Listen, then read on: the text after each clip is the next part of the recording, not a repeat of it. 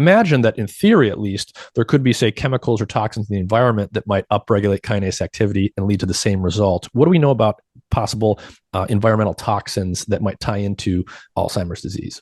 Yeah, there's a lot of evidence coming out now, looking at various plastics and how plastics that might actually migrate into the gut microbiome. There's a lot of connection between the gut microbiome and the brain. Might actually show up in the brain. These plastics might show up, and we know that anything foreign that has the ability to cross the blood-brain barrier, right? Blood-brain barrier, you can think about it as vasculature that has a variety of barriers preventing things from getting into the brain. Because what you want to do is you want selective things to get into the brain, chemicals, compounds into the brain, because if they're pathogenic, for example, or they're viruses or pathogens, it can actually harm the neuron. And if the neuron is damaged permanently, in many cases, they don't regenerate, right? So what you're finding is that plastics, for example, have the ability to get through this barrier. And there's actually recent papers that are actually showing that it's present in the brain, which is very alarming. In terms of other toxins, we've studied quite a bit the herbicide known as glyphosate, which is a product that is used, a chemical that is used to control unwanted weeds in agricultural communities, right? And the idea with glyphosate is that it's deemed safe to mammalian species because the way it works is by blocking a pathway known as the shikimate pathway. Shikimate pathway is found in plants, and essentially, if you block that pathway, you block the production of important proteins that leads the plant to die, right? But the idea when it was first initiated was that, or when it was first used in the 1970s, was that mammalian species do not have a shikimate pathway, so any glyphosate that you consume is literally going to just be excreted out of your body. But we're finding that that's not the case. As you've probably seen, there's been a lot of research and litigation tied to a lot of effects that glyphosate can have on cancers, right? So a lot of non-Hodgkin lymphomas, a lot of blood cancers, et cetera. Our goal with the research we just recently published in the last couple of years was to understand what are the effects it can have in the brain. And what we're finding is pretty daunting, to say the least. Yeah. So before we get into your work, I want to build some concepts for people here. So we'll sort of apply some scientific thinking to a topic that sort of bleeds into other issues. So glyphosate, this is an herbicide, as you said, basically a weed killer. This is the Monsanto Roundup product or whatever it's called. It's used all over the place. It's a very, very highly used product. So glyphosate is in the environment to a large degree. I think most people know that at this point. The idea when this thing came out was, okay, well, in order to develop this, they probably figured out, oh, okay, we want a chemical that's going to disrupt some pathway in weeds and plants that's not found in animals and humans. Therefore, it's only going to affect the plants and it's not going to do harm to us. Another way of saying that is if we develop a compound that disrupts a pathway in plants that's not found in animals, and we make the critical assumption that it's not also impacting other pathways in some way, shape, or form in the body, then it would be safe. And I would imagine that the lawyers at these companies probably used arguments of that kind to get it deemed legally safe or safe in a legal sense. But, just thinking sort of, a priori here, what are the odds that a compound like this, even though it operates for this particular application on a plant pathway that's not an animal, what are the odds that it wouldn't have any other effect in an animal body? Yeah, that's a great question. I would say that based on what we know, based on the literature, I'd say the odds are it probably is affecting, it could affect other specific pathways. And one of them in which we're seeing it's affecting is that it's initiating various aspects of inflammation, right? So inflammation, once again, is tied to many disorders, right? Many diseases, not just, brain diseases, but also peripheral body diseases. And what we're finding is that exposure to this herbicide, glyphosate, is in fact inducing inflammation in the periphery body as well as in the brain. But what's really fascinating as well is that Yes, the assumption was made that we couldn't process or metabolize glyphosate, but a paper came out in 2020 that actually showed humans can and mammalian species can. Mhm. And how is that? The gut microbiome has bacteria. That bacteria has the ability to metabolize glyphosate into what's called amino methylphosphonic acid, which is AMPA. And studies have shown that AMPA itself is pretty toxic to the body. Hmm. So what we're ultimately finding is that glyphosate does in fact have the ability to affect other signaling pathways in detrimental ways. Yeah. Hmm. So let's talk a little bit more about the chemistry of glyphosate. What kind of molecule is this? Is it big? Is it small? Does it resemble anything that's naturally found in the body? Yeah, it's a small molecule. In terms of its resemblance to anything else in the body, nothing comes to mind. But it's a small molecule that can leak through the blood-brain barrier pretty easy. Hmm. And we've seen that it has the ability to do this using cell models as well as in vivo models. Yeah, Hmm. in terms of its homology to other endogenous molecules in humans and in mammalian species, nothing comes to mind. Hmm. Yeah. And so when it was originally deemed safe, I would suppose this is probably back in the 1970s there or thereabouts, when it was deemed safe because it operates, its primary mechanism for its application is through a plant pathway that we don't have. It sounds like no, I mean, no, did no one just check to see if it can be metabolized by the human or get through the blood-brain barrier? Or why did the work that you just cited, why is that so many years in between that work getting published and the introduction of this thing into our environment? Yeah, I think the answer to that is the way that I would answer that question is that, some of this work was investigated. They would give glyphosate to rodents, for example, and looked at toxicity effects, and they didn't Mm. really find a lot of toxicity. Who's they? Researchers, scientists, there is evidence. The EPA did some of this as well, and scientists by the EPA, and didn't really identify a lot of toxic effects, right? But they also did different dosages, right? And we do actually have what's called a NOEL, a no aversible adverse effect level that is published actually by the EPA and other organizations as well. At a certain amount or a certain dose, there is actually toxicity that is present, right? But in terms of, yeah, examining whether this actually blocked a shikimate pathway, the answer always was, well, there is no shikimate pathway in mammalian species, so it's not going to be present there. So what do you really look at in that regards, right? Yeah, yeah. Yeah. And I would assume, I'm sort of, I guess, foreshadowing a little bit. I would assume that a critical assumption that goes into that type of work is, well, there's a difference between acute and chronic toxicity, and there Right. could be a difference between something being toxic, at a given dose right now that you inject into an animal versus, say, toxic if something accumulates in the body over time. And if the only way to determine if that's true is to do very long-term studies, you might not pick that up in the types of studies that would be done initially.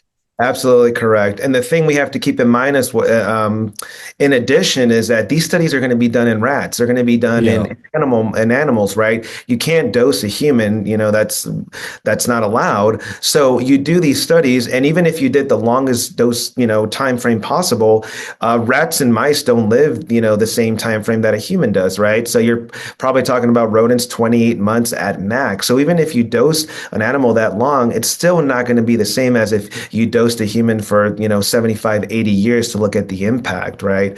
But I will say that some of the work that's coming out that is starting to shed light in this, and this has come out in the last few years, which also made us very interesting, is that if you look at the circulating levels in urine of humans in small sample studies, you find that about 90% of us have glyphosate circulating through our bodies at all times, right? At That's some level. at some level, correct. Now, what those levels are, they're going to vary. We are actually currently looking at what the differences are, for example, between rural versus urban communities, right? Yeah. You would expect in rural communities where there's more agricultural fields and more of this product spray that there's probably going to be higher amounts of glyphosate present, right? But the other component is that, a lot of the foods that are consumed on a daily basis by consumers do have glyphosate present in them as well, coffee and among other items as well. Yeah. Yeah. So this isn't just found in like a Roundup bottle that you can buy and use in your home backyard. This is used at an industrial scale. Correct. Yes, it is. So just to give you an idea of the amounts and how widely used glyphosate is, we're talking about 300 million pounds in the United States per year. Mm-hmm. Yeah. So it's used very heavily to control unwanted weeds in these agriculture communities, which ultimately, are growing all the product and produce that we as consumers purchase so we can, eat and survive. But that means that, we're being exposed to all these to this specific herbicide. Yeah, because of that. Yeah. Um, Well, there's a number of ways we can go with this. Let's talk next about what you guys are finding in your lab. So you've done studies where you actually give glyphosate to rodents for Mhm. quite a long time, especially relative to their lifespan. You give it to them, you look to see what happens. You also give it to them, and then you stop and you wait to mimic, say, an exposure that might happen for a number of years early in life. And then, someone goes away. Are there long-lasting effects? What are some of the studies that you've done, and why did you? What was the design? Yeah, so the first study that we really wanted to conduct was back in 2020, really after the ground breaking work showing that glyphosate can actually be metabolized by mammalian species, and tied to the gut microbiome, metabolism, et cetera. So what we wanted to do is to simply say, if we introduce mice to glyphosate, and these are normal mice, not genetically altered mice, and I'll talk about what those are in the next couple of minutes.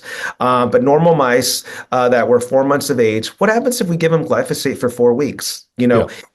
Do we notice that there's increases in inflammation? We hypothesize that's probably true.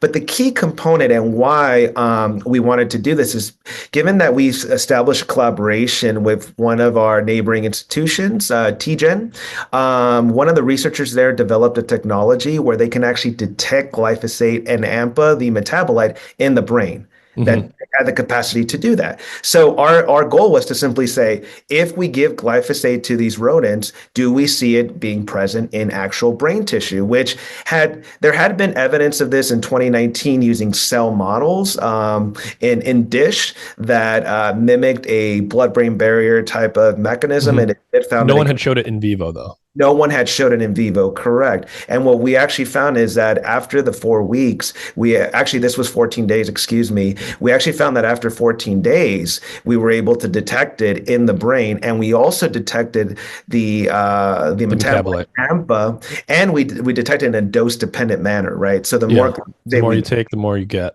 we found now one thing that was criticized because of this work were the dosages, right? Yeah. So Okay. it's you were probably going to allude to that because that's a question that we get all the Yeah. time. And the logic behind those dosages was we were using the NOEL, the no aversible affective level that is currently published as not showing toxicity, which is 500 mg per kg, and then we dose down to a level that's actually the level that is tested, and then derive that the human dose is then derived based off, which is 175 milligrams per kilogram. Yeah. And So yeah, in theory, so you did, you've got to do conversions and math and stuff to convert, mouse dose to human dose.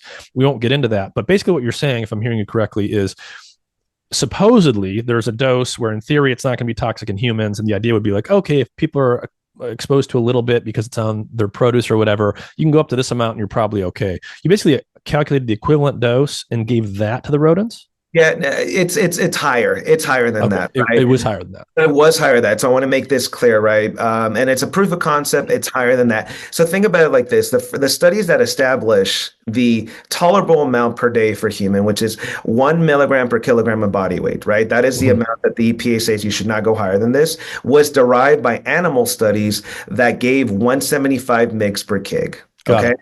And then they said, based on what we're seeing in these rodents, we probably should not take more than this, a day to avoid any toxic effects. Our dose that we used in our study, the lowest dose was actually 125 mg per kg, but it's still higher than what the tolerable dose for humans Yeah. is recommended by the Yeah. EPA.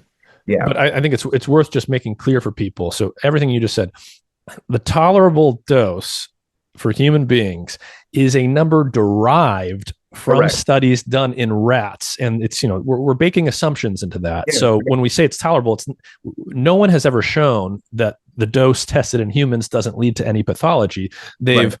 sort of projected what we imagine might be the tolerable dose from animal studies. Correct, correct. And also another point that I think is critically important, if you look at Europe and you look at the European recommendations of tolerable doses, their dose is half to what our dose is in the United States. So they recommend no more than zero point 0.5 milligrams per kilograms of glyphosate per day. And why that is, they just said that that's what they believe should be the tolerable upper dose. So even within different countries, we kind of disagree on what those amounts should be. But the point being here, and what's critically important to establish, is that the glyphosate has the ability to cross into the brain, which Yes. no one had really shown at this phase, and also its metabolite, suggesting that it's being metabolized by mammalian species. And I mean, one more thing that's important just to put in people's brains, I think, is just because you used a higher dose and you found it in the brain, it doesn't mean that if magically the dose crosses some threshold, it like not doesn't get into the brain at all. You're going to Right, expect it to get into the brain in proportion to the dose that gets into your body. right, right. And so you guys showed, okay, at some dose, it does get into the rodent brain and its metabolite is there. So some kind of metabolism is happening. And I think you mentioned previously that metabolite itself is known to be toxic. Yes, there's actually studies showing that AMPA itself, in the periphery body, for example, elicits inflammation, and it's very hard to degrade, right? Some of the questions that we got from our second paper, which I'll share next, were, well, why was it still present there? Why was AMPA present? What is it doing? Well, it shouldn't be in the body, and if it shouldn't be in the body, your immune system is going to try to remove it, and if it can't, guess what? You're going to have an increase in inflammatory molecules that can lead to other detrimental outcomes for other tissues. Yeah, so your body will naturally try to remove things that are foreign to it if it detects them and if it can. And if it can't, you can just get a persistence of these molecules or an accumulation of them, and then that's going to naturally instigate chronic inflammation, which is not going to be good. Exactly, exactly. And you're detecting, like, it seems like that's what you're detecting in these animal models. You're detecting inflammation. Yeah, so in the first study, what we did is we looked at pro-inflammatory cytokine TNF alpha. This is known as tumor necrosis factor alpha. Elevations of this pro-inflammatory cytokine have been tied to various cancers, to various detrimental outcomes in the peripheral body. And in the brain, usually those individuals that have neurodegenerative disorders usually see increases in TNF alpha as well. Yeah. Mm-hmm. So it gets into these mice. The metabolite is there. Can you talk a little bit more about the time course here? Remind us, how long were you giving it to them, and how long was it persisting? Yeah, so for this first study, we gave it for 14 days, and then after the 14 days, we went ahead and the animals were euthanized, and then we looked at the outcomes based off that. And our second study, that's the study where we actually looked at what are the long-term consequences, which we can get into that. This study was published just December of 2024, and what we did there with our team, we wanted to understand. There's a lot of kind of confusion of can AMPA and glyphosate, be completely excreted out of your body after a given time, right? And the idea is that, well, glyphosate, since it can be metabolized, it should just be removed out of your body, straight out through urine, no problem, right? However, there's evidence now that it can be metabolized by your gut microbiome. You have the AMPA, that's also a problem. So what happens to that AMPA, and what happens to the glyphosate itself in the periphery and in the brain? And what we also wanted to do, extend these findings, is we wanted to see whether in a model that actually has or shows Alzheimer's pathology, amyloid beta plaques and tau tangles, whether the pathology gets worse, right? So these mice are genetically engineered to develop the amyloid beta plaques and the tau pathology. Mice in general, if you just grab a wild type mice or a control mice, they don't develop the pathology that we see in humans, right? So we genetically engineer those mice to develop amyloid beta plaques and tau tangles. So we gave control mice and the Alzheimer's mice, we gave them one of three different dosages. It was either our vehicle dose. We went then down to 50 milligrams per kilograms a day, which is much lower than what our first study, the lower dose was. And then we did 500 milligrams per kilogram as well a day, because that's equivalent to the NOEL, right? The versus effect level. So we dosed them for 13 weeks. And then we said, let's take them off glyphosate completely. Yep. And let's see what happens 6 months later. Yeah. So I guess the loose comparison here would be like, I grew up on a farm. I'm being sprayed with glyphosate for all my childhood, but then I moved far away and I'm not exposed anymore. You're sort of modeling that type of situation. Yeah, I would say you're moving away, but you're also on a full organic diet, let's Yeah. say, Yeah. right, Okay. where Okay. glyphosate is no longer going to be introduced into your system. What did we find? We tested that behaviorally. We did a variety of different behavioral tests. We measured longevity of life, and then we also looked at a variety of neuropathological hallmarks. And then what we did is we did what's called an inflammatory panel. We Mhm. didn't just look at one molecule; Whole we bunch. looked at 23 of them, right? Yeah. In the brain and in the blood. And what we found was that while glyphosate itself was no longer present, it was, obviously excreted out. AMPA was in the brain in a dose-dependent manner. Wow. So the AMPA was made it to the brain, but it wasn't able to be removed from the brain. It And if just persists. it just persisted there. And if you look at the levels of amyloid beta and tau pathology in the genetically modified mice, you find that their levels go up in a dose-dependent manner. Hmm.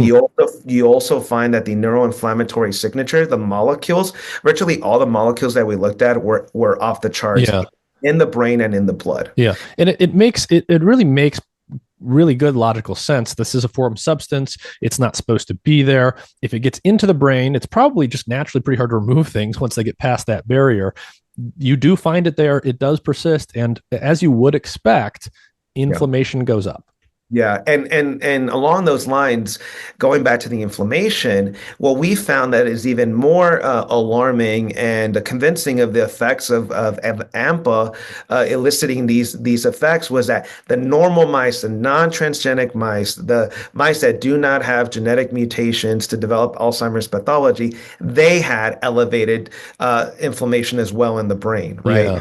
So a lot of the, criticism as well, the genetically modified mice are probably going to have inflammation because they have amyloid and tau. Yes, they did, but then they had even higher when they were dosed. But Yeah. when a normal mouse that doesn't have any genetic modification shows inflammation in the brain, that's indicative of really dire consequences that can actually initiate a lot of the pathologies that we first talked about when we started this conversation. For example, the tau pathology. Yeah. Yeah. Yeah. A slightly different way of saying all of that would just be that in two different lines of mice that you tested, you found inflammation go up in response to the glyphosate administration. Which they received six Way, months yes. prior, yes, to Yeah. when, Which yeah, is, I guess for a mouse, I can't do the math in my head, but that's like years of time in a human. yes, yes, correct.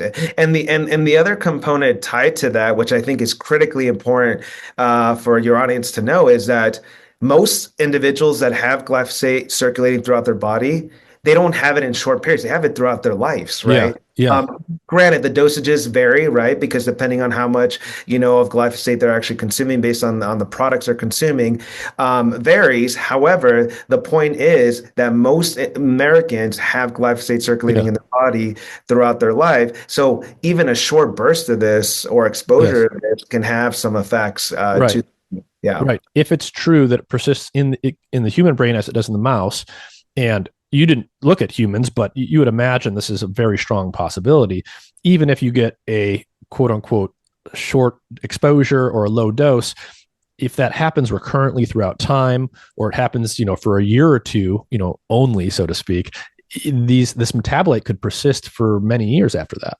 Right. Yes, absolutely correct. And also, just to highlight another paper that came out a few years ago, they examined the levels of glyphosate in urine in a cohort of individuals that are known as a study called Anne Haynes study. Right. So a group has a group of elderly individuals that they follow and they measure a variety of different metrics. One of the things they wanted to measure was glyphosate in their urine. So they measured glyphosate in their urine. They found that individuals that are older had slightly elevated glyphosate in their urine. And what they then measured was cognition, clinical outcomes, right? Now, these individuals were not Alzheimer's disease patients. There were normal cognitively aged individuals. But what they found is that as the levels of glyphosate in your urine go up, your cognitive scores went down. right? Hmm. Showing that, highlighting evidence that's consistent with our work, showing that behavioral outcomes can be affected by glyphosate levels in your body. And furthermore, that same group published a paper showing that the levels of glyphosate correlate with a biomarker known as NFL. NFL is known as neurofilament light chain, right? And it's actually used as a biomarker to understand the progression or to predict the progression of Alzheimer's disease. And what you find similarly with the clinical score, with the clinical performance, that is glyphosate levels went up in the urine, so did the NFL. NFL, when it goes up, it's indicative that there's neuronal damage occurring in the brain. Yeah. Yeah. Yeah. So, I mean, it all fits. Obviously, we can't go and take people out in the world and look in their brains like you can on the mice. So, people might say, well, that's just correlation, but, there's no way we can really dig into it. It all fits with the work that you showed in the rodents. And I mean, it just makes sense. Like, what are the odds that glyphosate is going to be totally benign? it, Yeah. it seems unlikely. And I think one of the things that we are now focused on, because this is, as I mentioned, criticisms that we usually get with this work is, well, your dosages are slightly higher than the actual human exposure doses. We're doing this now. We Yeah. actually took rodents and we're testing this at the actual human allowable doses of the 1 mg per kg, and we're seeing what the effects are there. We're also comparing that to the zero point 0.5 mg per kg that is currently that's currently the limit that you In see Europe. in Europe, and then also doing a dose slightly higher because there's actually evidence that's been published showing that since rodents have a faster metabolism, Yeah. dosages need to be corrected. And what Right. is the value? You multiply whatever the dose is by 12.3. So we have rodents that are getting 12.3 mg per kg. That'll tell us, based on this, is this amount, which is synonymous to what humans should, be at the limit, are we seeing these effects there as well?